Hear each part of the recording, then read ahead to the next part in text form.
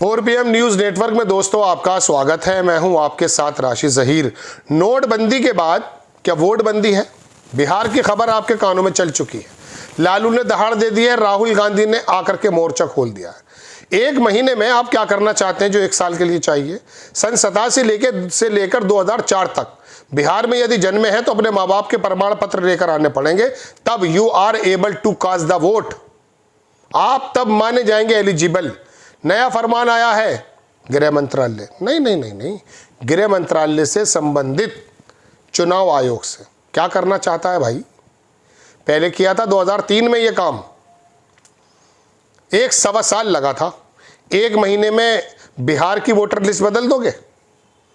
अगर इसके अंदर इतनी अनियमितता है तो 2024 का जो इलेक्शन आया है, वह जीत के आया हुआ 18-20 सीट 30 सीट जितनी भी जीती आपने, निरस्त करा दो ना। अरे नीतीश कुमार तो वैसे भी बहुत ज़्यादा उछलते हैं। अब गए नीतीश कुमार, पलटी मारी नीतीश ने। ये रिपोर्टर यही काम करते रहते हैं, रात दिन आपके अंदर गुदगुदी पैदा करते रहते हैं झूठ बोल करके। मैंने कह दिया था नीतीश कहीं नहीं जाएगा, हालात ही नहीं है।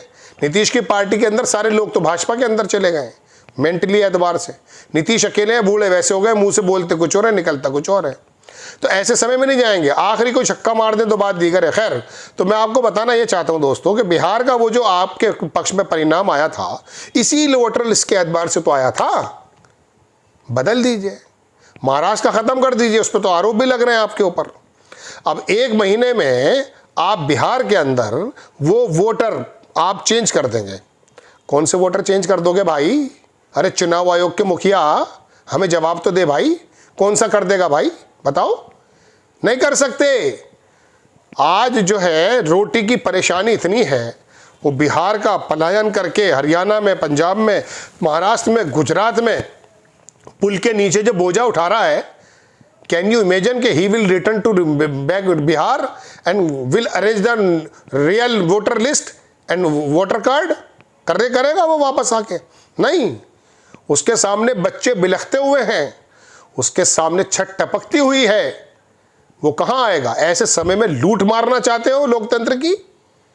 ऐसे समय में नई बात लेकर आए हो? समय है आपके पास, अवेयरनेस पैदा किया आपने, लेकिन नहीं।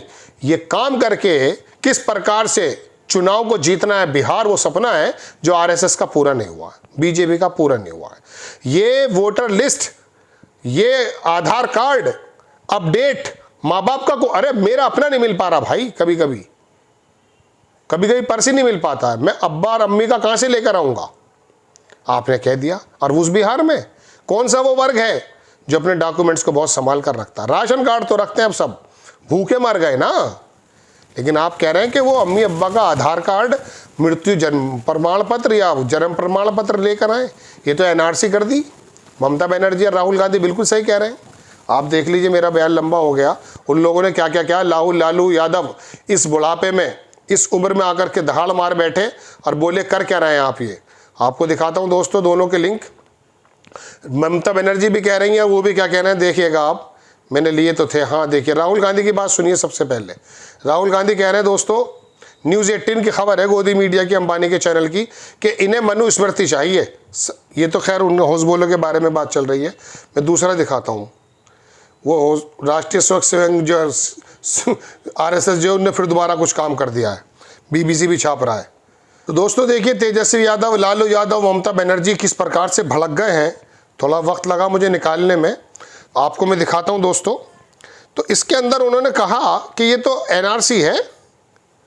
ये देखेंगे आप, बिहार में वोटर लिस्ट पर घमासान, राहुल तेजस्वी से लेकर ममता तक क्यों है परेशान। वजह क्या है? वजह यह है दोस्तों कि टीएमसी ने वोटर लिस्ट के रिवीजन को बैकडोर एनआरसी कह दिया है। डेरेक ओब्रायन ने कहा कि चुनाव आयोग बीजेपी की ब्रांच नहीं बन सकता। सागरिका घोष का आरोप है कि फैसला बिहार के चुनाव के लिए, लेकिन टारगेट बंगाल है। राहुल गांधी की राह पर ममता बनर्जी चुनाव आयोग पर आदेश बिहार के लिए, फिर पश्चिम बंगाल में क्यों भड़क रही हैं? ये गोदी मीडिया भी अलग अलग बातें करता है। तेजस्वी यादव ने बड़ा आरोप लगाया दोस्तों। उन्होंने कहा बिहार के 8 करोड़ लोग वोटर लिस्ट से हटेंगे। तेजस्वी यादव का बड़ा आरोप। बात यह है कि आपको जब इलेक्शन सर पे है, ये क्या सूझी? बिहार के लोगों को आप साध नहीं पा रहे, चूंकि पॉलिटिकल अवेयरनेस कुछ ज़रूरत से ज़्यादा है। वो लोग समझते हैं कि आपकी क्या तिकड़म है। यही वजह है कि कि वहाँ का नीतीश कुमार 10-12 सीटों पर केंद्र को बार बार ऊपर नीचे कर देता है। वहाँ की चाय की दुकान पर अगर चले गए आप तो बिहार का इतना बंदा अवेयर है, लेकिन वो मजदूर जो महाराष्ट्र गुजरात के अंदर है, आप कैसे उम्मीद करते हैं वो किराया खर्च करके आकर के अपने वोटर लिस्ट के बारे में नाम चढ़ाएगा, बताएगा? ये क्या चाल है आपकी? क्या सोचते हैं आप? आपको भगवान, अगर ये इलेक्शन जीतना है तो 2029 में आप कह रहे हैं कि हम वन नेशन वन इलेक्शन करने वाले हैं। वन नेशन और वन इलेक्शन अगर करने वाले हैं और 2034 में आप लागू कर देंगे, आपका कहना है, तो थोड़े दिन और बर्दाश्त कर लीजिए, हो जाएगा काम आपका। लेकिन बात यह है कि आप लोकतंत्र की लूट के आरोप लग रहे हैं। किस प्रकार से बैकडोर पर जाना चाहते हैं? महाराष्ट्र में आपने क्या खेल खेला, अभी तक कोई जवाब नहीं मिल पा रहा है। कैसे 70-72 लाख लोग जुड़ जाते हैं? यहाँ 8 करोड़ लोगों का मसला चल रहा है। 8 करोड़ तो बहुत ज़्यादा होते हैं। 22-24 करोड़ में, 18 करोड़ में जितने भी वहाँ पर लोग हैं, उनके अंदर 8 करोड़ वोटर लिस्ट में आप ऊपर। अच्छा, अवेयरनेस कहाँ पैदा करते हैं आप?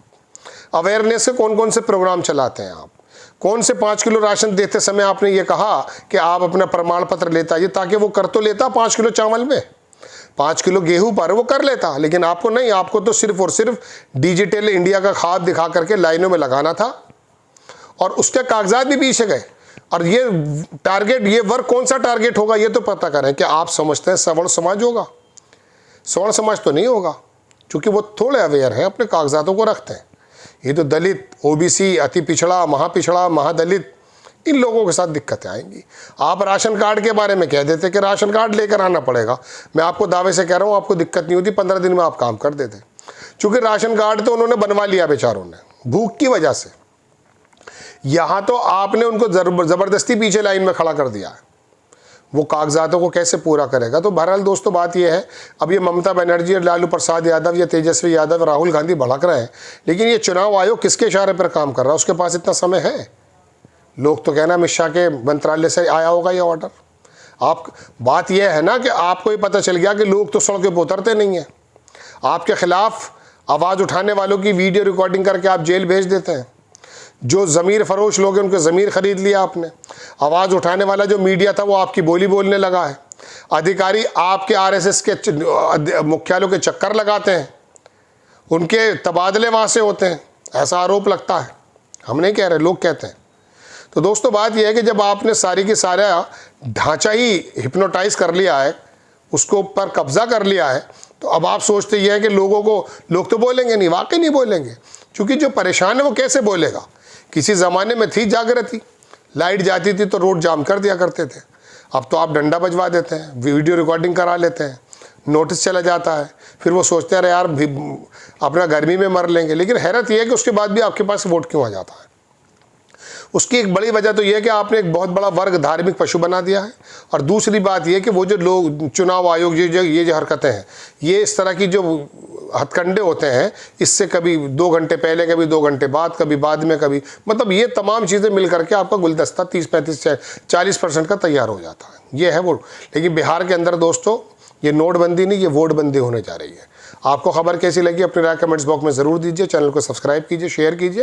नेक्स्ट टाइम मैं किसी खबर के साथ हाजिर होता हूँ। जय हिंद।